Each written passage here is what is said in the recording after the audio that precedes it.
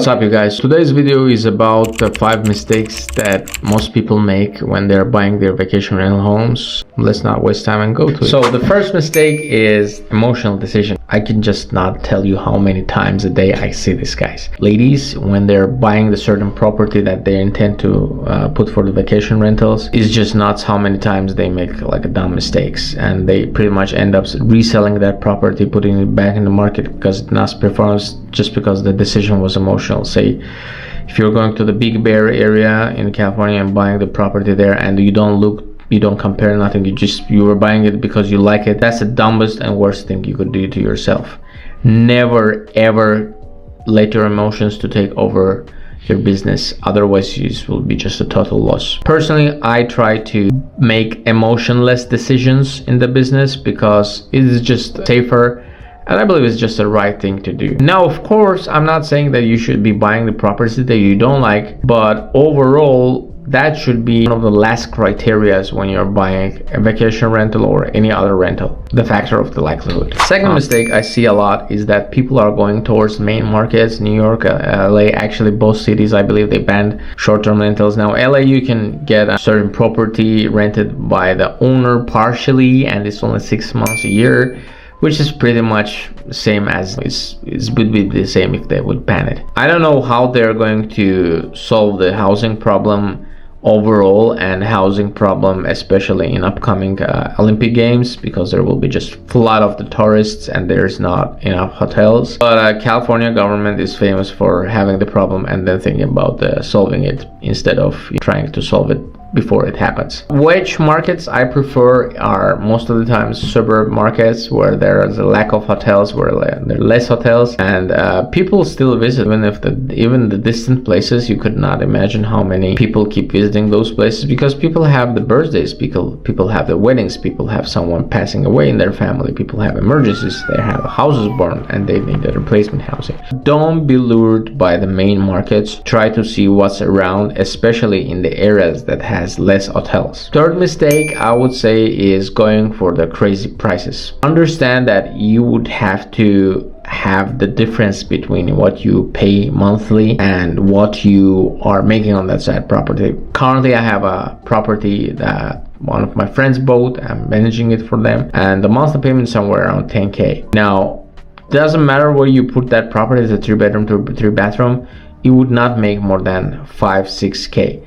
That was very bad decision. Actually, I remember when they were buying that specific property, I advised not to buy it, but I believe a friend of mine just bought it to flip it. Overall, we know that pretty much all properties go up in price. They're really good appreciation, especially in California. But again, if you would carry the cost of holding for the years, it's not a small amount of money, especially if it's 10K. It's a serious amount of money. Another thing I would consider that is really important is the factor of demand and supply. You have to understand, whenever you go to the certain place, don't use AirDNA. First of all, there are several reasons why I think it's not smart to use that website, but there is a guy by the name of Richard Fertig. He's pretty much one of the first Airbnb gurus. He had a perfect saying about it. It's just like driving lookers towards the rear mirror, because what you see is the past bookings and the prices that people were charging for past bookings. Just let me tell you that during the COVID times, the prices were 2 times of what they are now. That's one of the reasons that famous Airbnb bust hashtag is traveling very fast through the internet. But yeah, you have to compare. There are several strategies. Most of the time, the best one I think is just to go to the Airbnb or any other booking website, OTA, just to check how many properties there are. It will pretty much show you most of the time. Make sure just to select certain days, because if you would not select, it will show active, inactive properties.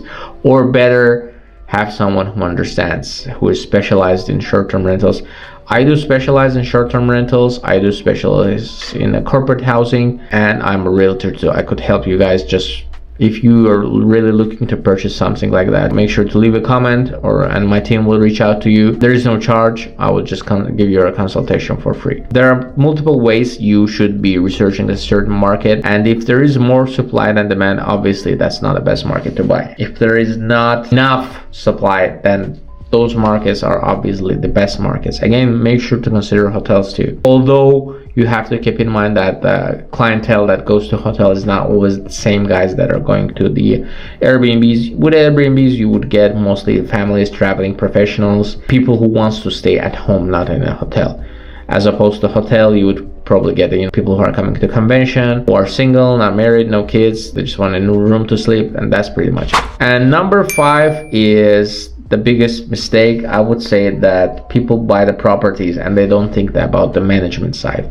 I've seen it this 1,000 times, guys. Like when the people were, say they're lawyers, doctors, they buy the property and then they think that it will be pretty much automatic. It's not automatic. You have to have cleaners, you have to have maintenance person, you have to have a person who would answer all the messages, you would have to have a person who would make sure that you get consistent 5-star reviews, you would have to have a person who would go and listen to the neighbors, make sure the security is okay, run that. It's just full-time business operation. If you don't have anyone who could manage it, or if you don't have your own time, which I would suggest to start, even my own clients, when they come to me, most of the time, first question I ask them, if you have managed the properties on your own. I don't know if I told it this before, but most of the time, if you would go to the property management companies, they will charge you 20%, or they will charge a crazy low percent, like 1%, 2%, and then they upcharge you on the maintenance orders. That pretty much whatever it costs, like $40, they will charge you $800. That's pretty much, I think that's a scam. My company charged somewhere around 15%, but